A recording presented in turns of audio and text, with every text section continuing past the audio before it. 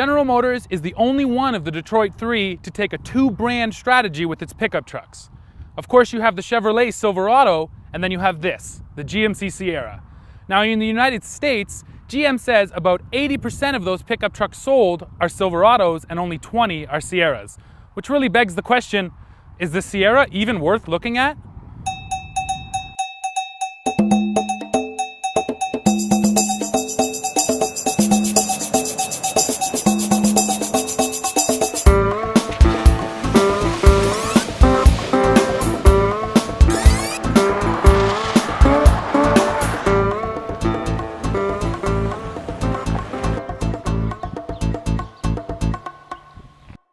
The Sierra, just like its mechanical twin, the Silverado, features the Ecotec 3 lineup of engines. That consists of one V6 and two V8s. All three of those motors use the same three technologies to help you save fuel. They are cylinder deactivation, direct injection, and variable valve timing.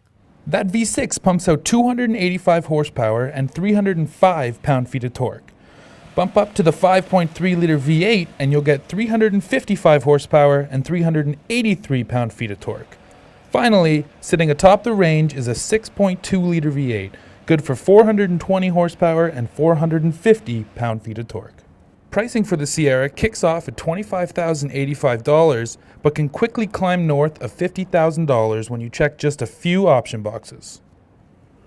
Much like the Silverado, the Sierra actually doesn't look too different from the previous trucks down the sides and around the back. But the biggest differences come in the standard features that you get on this truck that you don't get on the Silverado. Those are projector beam headlights, that different 3-bar style grille, those different styled wheels, and plastic wheel arch body moldings. All these features come together to give the Sierra a much more premium look that makes it look a lot more like a Cadillac than a GMC. One of the first things I noticed when I looked at this truck was this low plastic bit down here, which has been added to improve the aerodynamics. Now, the first time you take it off-road, that's going to get ripped right off. Now, the GMC engineers assure me that that's very easy to pop off, so if you are an off-road enthusiast, this truck can get better ground clearance.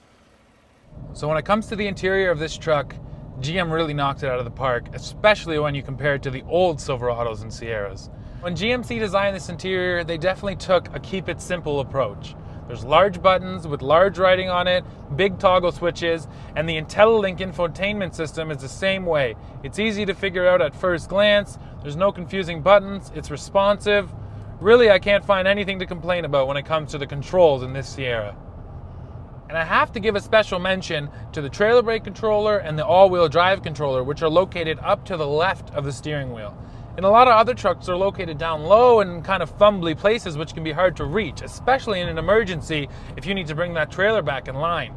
In this case, it's about 3 inches from my left hand. It's super easy to grab, and if I need to get there in a hurry, I got no problems.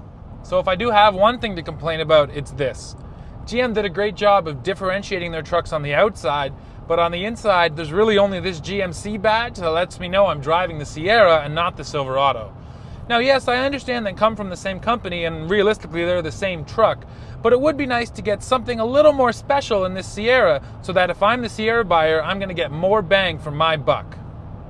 So right now I'm driving the new Sierra with the 5.3 liter under the hood and a 3.08 rear axle diff ratio. Now I've got about 6,500 pounds hooked up to the back of this truck, and it feels okay, but I gotta tell you that the torque just isn't really there. But of course, the 3.08 is the smallest ratio. That's the one that's gonna give you the best fuel economy and the worst torque.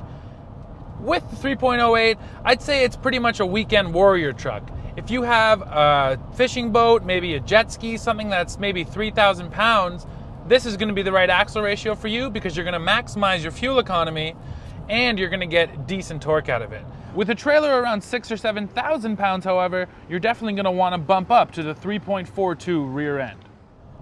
Now, torque aside, the dynamics of this chassis are flat-footed and solid. In hard turns, it doesn't like to roll too much, and with emergency maneuvers, it actually stays quite flat. It gives you a little roll, but I mean, that's what you'd expect when you throw a truck like this into a hard corner. The key is when it comes back, it doesn't roll back to the opposite side. It comes back and sits flat and feels really confident on the road. So besides the fact that I wish GM differentiated its interiors a little more, on the exterior, they've done a great job of putting the Sierra a class above the Silverado. Those headlights, those big beautiful wheels, and that changed up grille gives it a much more upscale feeling that's going to attract a whole different buyer. And if I was putting my money down on the table, it's going to the Sierra.